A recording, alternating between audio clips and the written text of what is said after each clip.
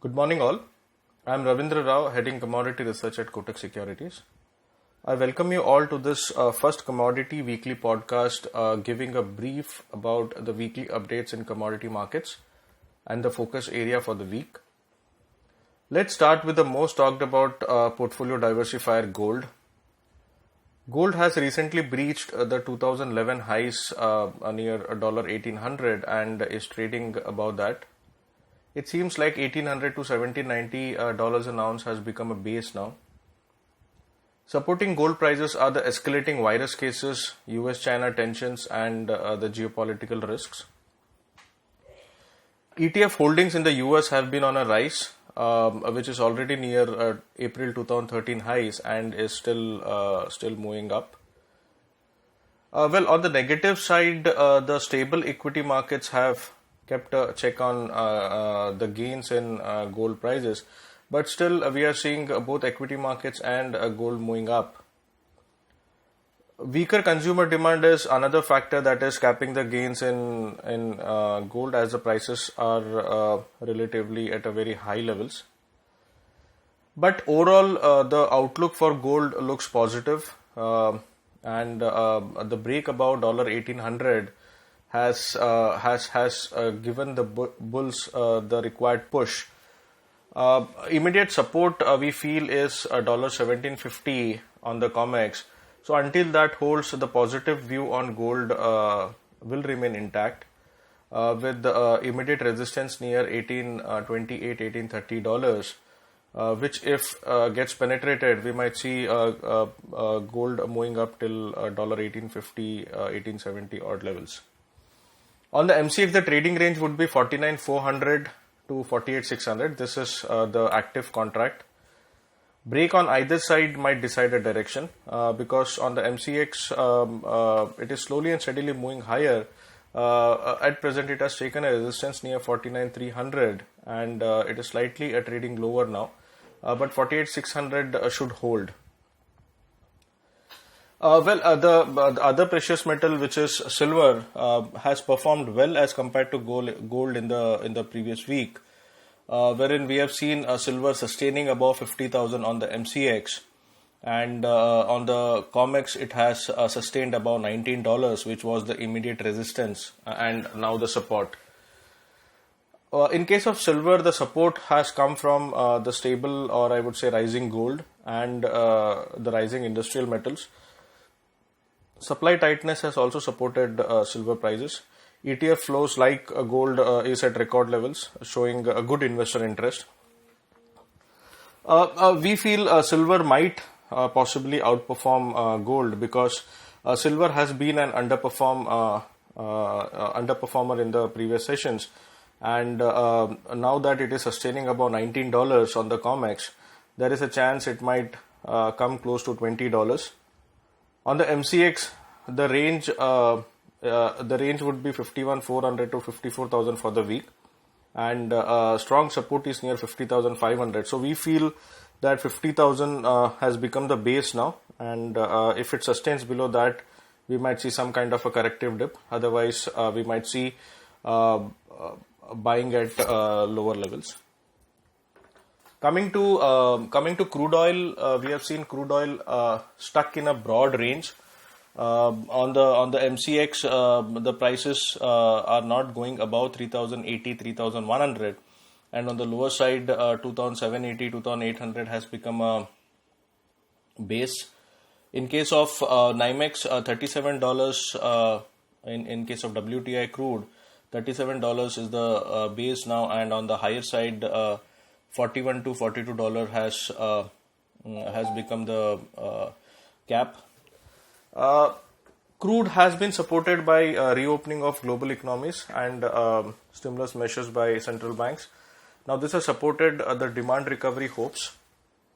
On the supply side, crude oil has benefited from production cuts by OPEC and other large producers like the US. However, increasing virus cases recently has created some doubts on the demand recovery pace, which is capping the gains, and that is why we are seeing crude is not able to sustain above $41 on the NYMEX, and on the MCX it is not sustaining above 3,050, 3,080 levels. Important focus will be on the OPEC Monetary Committee meeting on July 14th and 15th, that is today and tomorrow.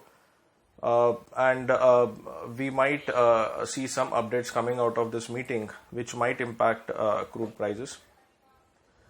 US crude production has fell nearly 20% from record high levels. However, production has stabilized for last few weeks, which shows that production interest is weakening. The same can also be seen from the decline in rig count. US rig count is already at near July 2009 lows. However, if we look at the pace, it has declined lately. US crude stocks are still near record high levels as demand recovery has been slow. Overall, we still expect that crude may remain range bound in the near term till there is a clarity on the virus front as well as the OPEC's production policy. However, the general bias remains on the downside, so we expect any rise might see selling at higher levels as the demand recovery hopes are still very doubtful, and there is a possibility that even OPEC might pause the production cuts, so that might pressurize crude oil prices, and we might see selling on at higher levels. MCX trading range would be 3080 to 2780, and as I mentioned on NYMEX, $37 on the downside and $41 on the higher side. Coming to base metals, we have seen a super rally in copper prices, which went up above $6,600 on the LME. And if we talk about MCX, in yesterday's session, copper had come near 510 levels. LME 3-month copper, it has jumped to May 2019 highs, with prices ending 6.5% higher last week. It was 8th consecutive weekly gain, while zinc prices too surged to a 5-month high of $2194 and ended the week with more than 8% gains. Now the rally across base metals is mainly on back of demand optimism, especially from top consumer China, along with the upbeat risk appetite and weakness in US dollar. I would say choppiness in US dollar index. A major focus for the week may be on China as the nation releases key data like trade balance, industrial production, retail sales, and most importantly, Q2 GDP. Most releases are expected to continue to show improvement with second quarter GDP, expected to have grown by 2.1%, following 6.8% contraction in previous quarter. Meanwhile, in US, focus this week may be on CPI, regional manufacturing indices, industrial production, retail sales, weekly jobless claims, and housing data like NAHB housing market index, building permits, and housing starts. On the fundamental front, copper has been getting support from the falling inventories at the exchange warehouses, both LME and SHFE, along with worries over supply disruption from a top producer, Chile, amid a rise in COVID-19 cases. This decline in stocks has led to LME cash to 3-month spread flipping into backwardation, signaling tightness in the physical market. So this is mainly due to the supply worries. So there is a great expectation that we might see some kind of a profit booking happening in copper prices, because it has moved up one side, and 6,600 holds a key now. If the prices sustains above $6,608 on the LME, then we might see further upside in copper prices. But till then, there is a possibility that a corrective dip till 6,350, 6,300 is very much possible. On the MCX, 510 remains to be a resistance, and there is a possibility it might dip towards 480, 479 odd levels. So having said that, the trading range for copper would be 510 to 479 for the week. In other metal, zinc prices are supported from falling inventories at Shifi and more than 70% drop in production from top producer Peru in the month of May.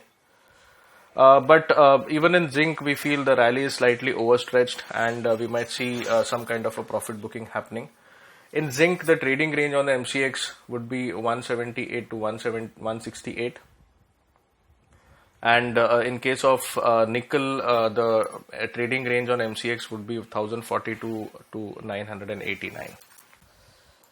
Well, that's it from my side. Wish you all the best and a happy week for trading. Thank you.